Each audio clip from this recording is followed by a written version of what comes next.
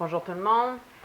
Alors, je suis ici pour tout simplement vous montrer comment est-ce qu'on va procéder ou comment procéder pour le fameux, le fameux défi du smoothies vert. Alors, je voulais qu'on commence demain, le 15 mars, et pour 30 jours. La raison pour laquelle je voulais lancer le défi, c'est un petit peu pour avoir du plaisir à l'idée de partager les bienfaits du smoothies vert avec vous. Et puis, c'est le premier vidéo que je vais mettre sur mon site web et puis sur ma page Facebook. Alors, je suis un petit peu nerveuse, mais je vais faire semblant que je suis tout simplement en avant de mes groupes à vous parler et à échanger avec vous. Alors, dans le fond, ce que je voulais vous démontrer, c'est que c'est super facile à faire. Ça prend pas de temps. Et puis, par la suite, je vous parlerai des bienfaits. Alors, l'idée, c'est d'essayer de mettre une bonne quantité d'aliments verts, principalement des feuillus, que ce soit du chou frisé qu'on appelle le kale, des épinards, de la bêta-carbe. Au niveau des fines herbes, on peut mettre de la coriandre, de la menthe, du persil. On peut mettre aussi du cresson.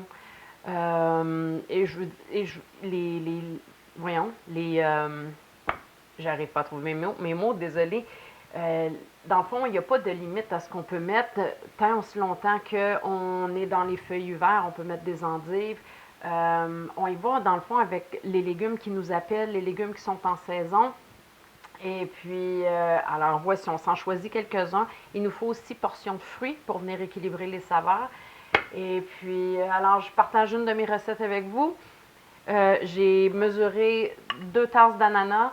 La raison étant que je le fais pour moi et mon conjoint. Donc, on est deux. Si vous êtes seul, vous pouvez couper la portion en deux ou tout simplement en avoir 2 portions de prêtes. Ça se conserve facilement au réfrigérateur 24 heures.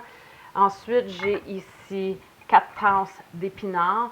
Puis à un moment donné, vous venez tellement habitué de le faire que vous n'avez plus besoin de mesurer. Vous y allez à peu près à l'œil, donc ça devient encore moins long. D'un coup qu'on l'a fait 2-3 fois, on est capable de reconnaître à l'œil approximativement les portions. Ensuite, j'ai ici la coriandre. J'ai le chou frisé, le kale. J'ai aussi de la bêta-carbe. Je vais mettre la moitié d'un avocado et puis une pomme verte et à peu près le tiers d'un concombre anglais. Alors, on y va. Je commence toujours par mettre mes fruits surgelés dans le fond. Moi, j'ai un Blendtec. Si on a un Vitamix, ça va aussi. Il n'y a pas de problème avec le Vitamix. Ensuite, je vais laver mon concombre. Alors, j'essaie de mettre les ingrédients qui sont un petit peu plus difficiles à décomposer à la base. Je vais couper en gros morceaux. Ça fait quand même 3 ans que j'ai le Blendtec et puis je peux vous dire que je l'utilise souvent et il fonctionne très bien. C'est vraiment un appareil à se procurer. Si vous l'avez déjà, tant mieux. Sinon, si vous avez le Vitamix, c'en est aussi un très bon. Je vais ajouter ma pomme.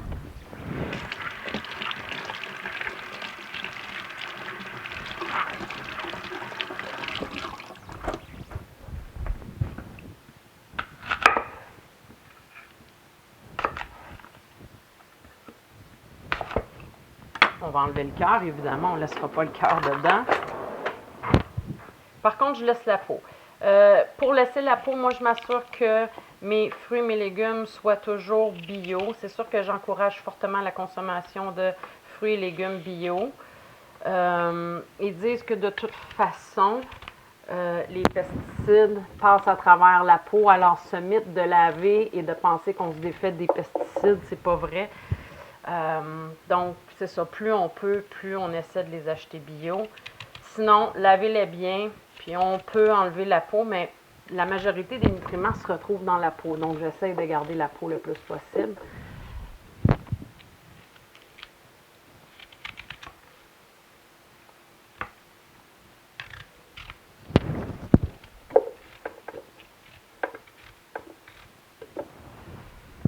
Et il me reste le quart de celle-ci. Et puis là, s'il y en a qui voulaient mesurer le temps, on va mettre la moitié d'un avocado. Si vous étiez seul, on mettrait juste le quart de l'avocado. Ensuite, OK, on y va. On va rajouter nos feuillus. J'ai maintenant mes épinards. Je pense que je vais manquer de place.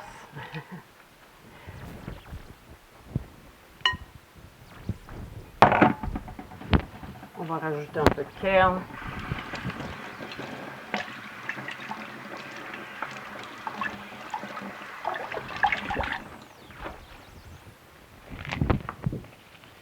Pour le kale, habituellement, j'enlève la veine du centre parce qu'elle est beaucoup plus difficile à décomposer, plus difficile à digérer aussi. Si on la cuit, ça peut être différent, mais généralement, elle est plus difficile. Donc, on enlève la veine du centre.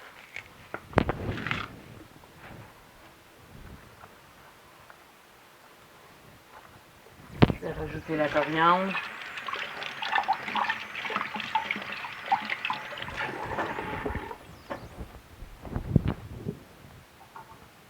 Je vais enlever le gros de la tige. On n'est pas obligé d'enlever toute la tige, mais j'enlève la tige jusqu'à vraiment pas de feuilles. Et voilà. Est-ce que je vais avoir de la place pour ma bête à cartes? Je commence vraiment à manquer de place. À la limite, ce que j'aurais pu faire, c'est mettre un peu moins de fruits pour avoir un peu plus de place pour mes feuillus.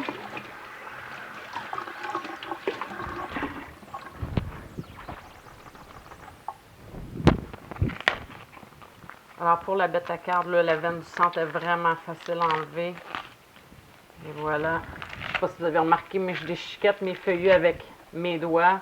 C'est juste pour dire qu'ils sont comme pré-coupés pour être capable de rentrer la feuille dans le mélangeur. Mais généralement, ils vont tellement bien ces mélangeurs-là que vous n'avez pas besoin de découper en petits morceaux, déchirer avec vos doigts. Ça va très bien aussi. Je vais rajouter de l'eau froide, évidemment.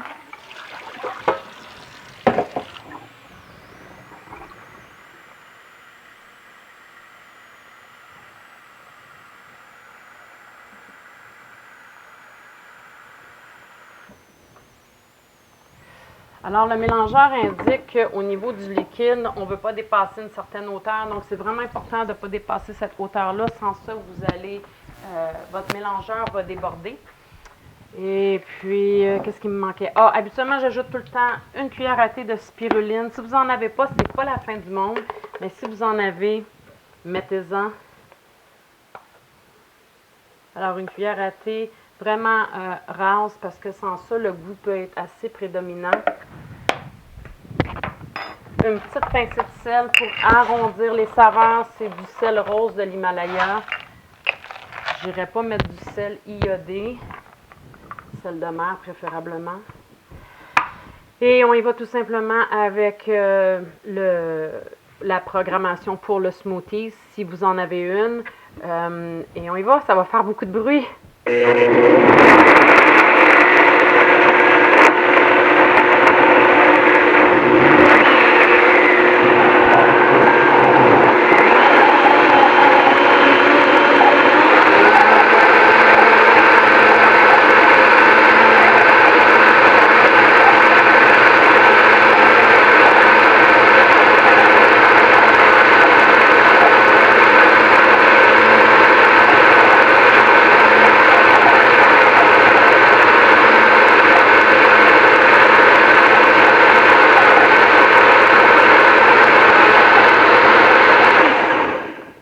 Si vous trouvez qu'il reste peut-être quelques petits morceaux, vous faites juste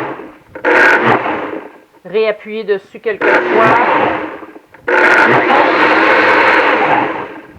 On va vérifier la texture, voir s'il n'est pas trop épais. À la limite, si on le trouverait un petit peu trop épais, on rajoute un petit peu d'eau, tout petit peu. Et puis, on continue. Voyez-vous, habituellement, moi, je le prends un petit peu plus liquide que ça, donc je pourrais rajouter un peu plus d'eau. Aller redonner un petit coup.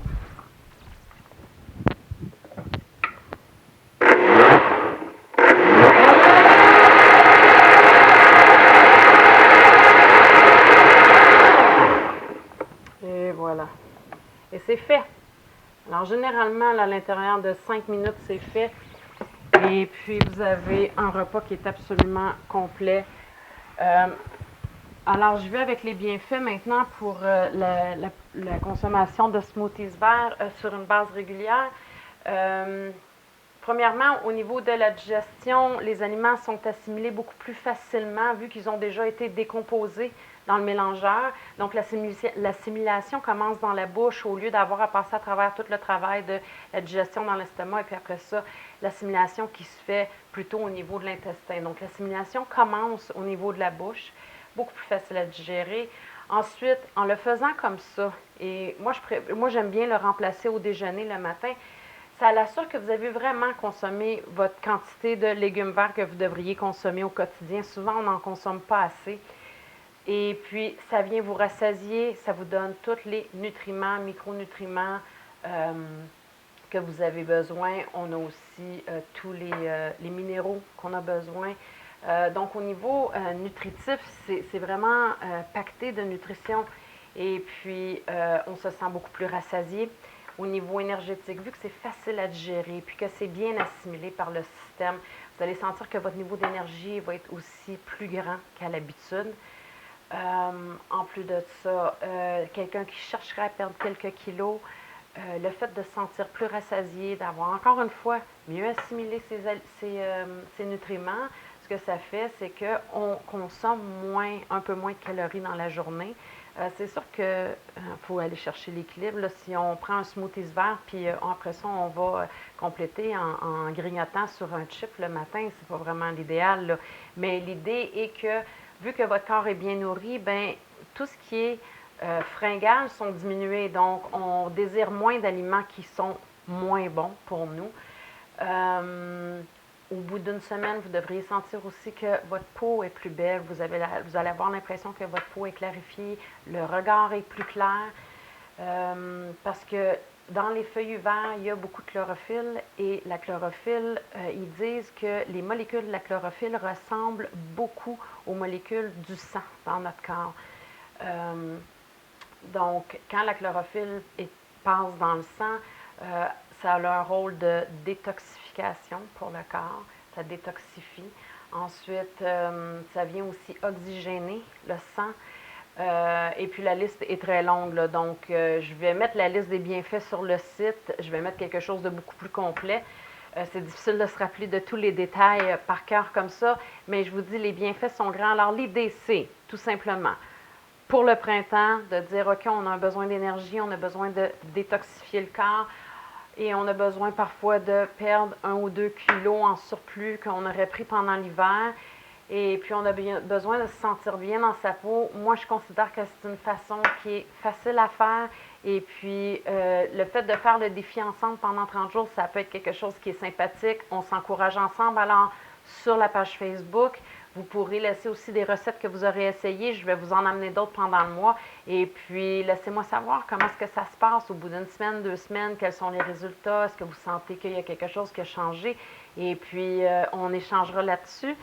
Là-dessus, je vous revois bientôt. Merci et bon défi. Au revoir.